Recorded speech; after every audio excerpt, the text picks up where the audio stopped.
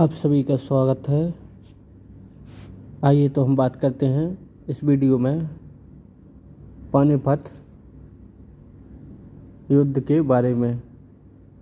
कुर्मी, मराठा और राजपूत ठाकुर का क्या इतिहास रहा है। पानीपत का बदला उत्तरी मैदान पर मराठा वर्चस्व 1769 1804 1769 ईस्वी में मराठा सेना ने एक बार फिर नर्मदा को पार किया और रोहिलखंड और फर्रुखाबाद के रोहिलों और पठानों को दंडित करने के लिए उत्तर भारत की ओर कूच किया। इस बार मराठा सेना का नेतृत्व द ग्रेट मराठा महादजी शिंदे कर रहे थे। 1771 की शुरुआत में पानीपत की तीसरी लड़ाई में उत्तर भारत में मराठा वर्चस्व के पतन के 10 साल बाद महादजी ने दिल्ली पर कब्जा कर लिया और 1772 में मुगल सम्राट शाह आलम द्वितीय को सिंहासन पर बहाल कर दिया।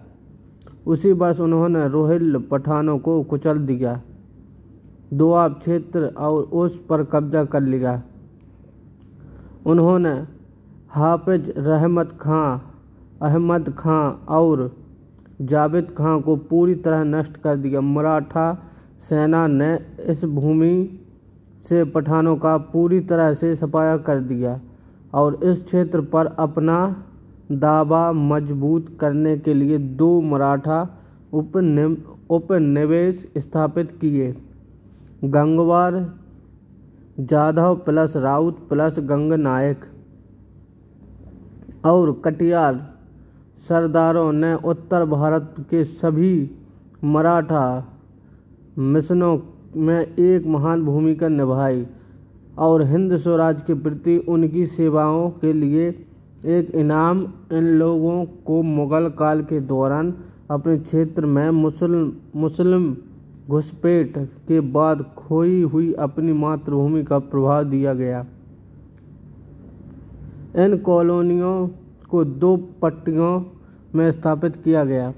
पहली पट्टी पर कायमगंज से लेकर पीलीभीत तक के गंगवार जाधव प्लस राउत प्लस गंगनायक सरदारों का वर्चस्व था और दूसरी पट्टी पर फर्रुखाबाद से लेकर बिठूर तक के कटियार सरदारों का वर्चस्व था।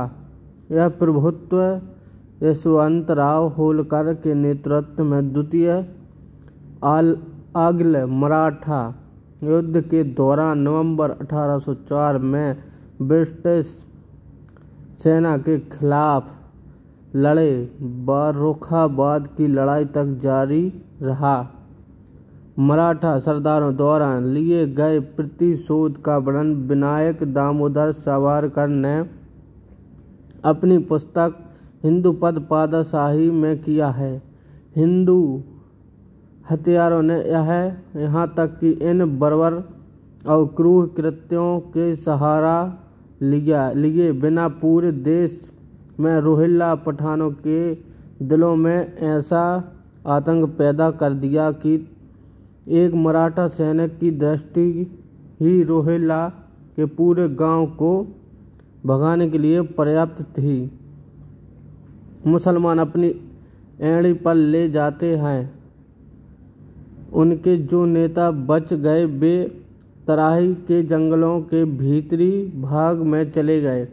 वहाँ भी केवल बरसात के मौसम की शुरुआत ही थी जिसे उन्हें मराठा प्रतिशोध की आग से बचा लिया।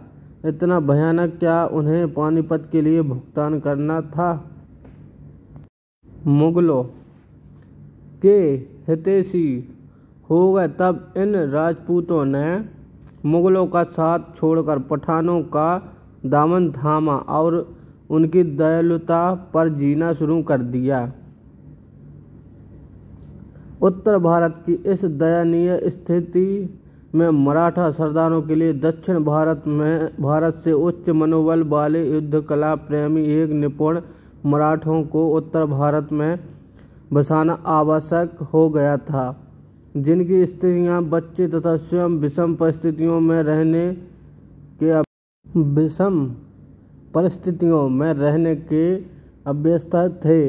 इन मराठों की महिलाओं को जहां भी उपजाऊ भूमि मिली, उसमें कृषि कार्य कर अन्न तथा दुग्ध उत्पादन करके अपने परिवार का भरण पोषण भली प्रकार से करना आरंभ कर देती थीं। पुरुष तथा बालक युद्ध या युद्धाभ्यास में जुटे रहते थे।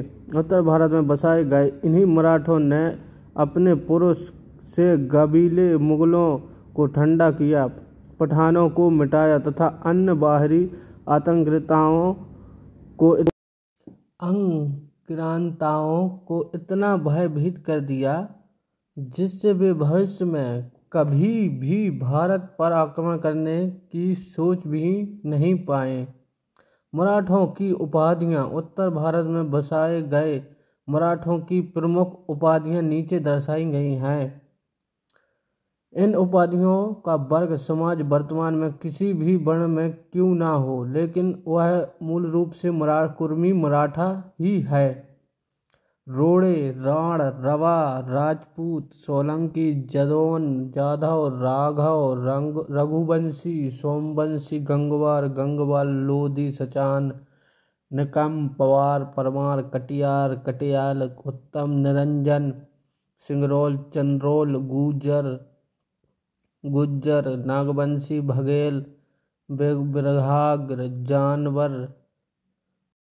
जनवार, बैसवार, घमेला, तेलंग, नेवार आदि। मराठों का विस्तार 1707 ईस्वी में मुगल सम्राट औरंगजेब की मृत्यु हो गई। औरंगजेब की मृत्यु के उपरांत मुगल सम्राट के सहयोगी राजपूत राजाओं ने मुगलों का सहयोग करना बंद कर दिया था। उधर बरेली के रुहेला पठान भी दिल्ली के सिंहासन पर बैठने के लिए मुगल सम्राट में बगावत करने लगे थे, जिससे मुगल उत्तराधिकारी कमजोर होते गए और इस कमजोरी का फायदा उठाते गए और राजपूत मुगलों की गुलामी करने के पश्चात फिर पठानों की गुलामी करने लगे और फिर कुर्मी मराठाओं के प्रति और ऐसे ही आधुनिक कारणों के कारण कुर्मी मराठाओं को बहुत सी मुसीबतों का सामना करना पड़ा और अपने मनोबल पर पूरे भारत पर विजय प्राप्त की। जय कुर्मी मराठा।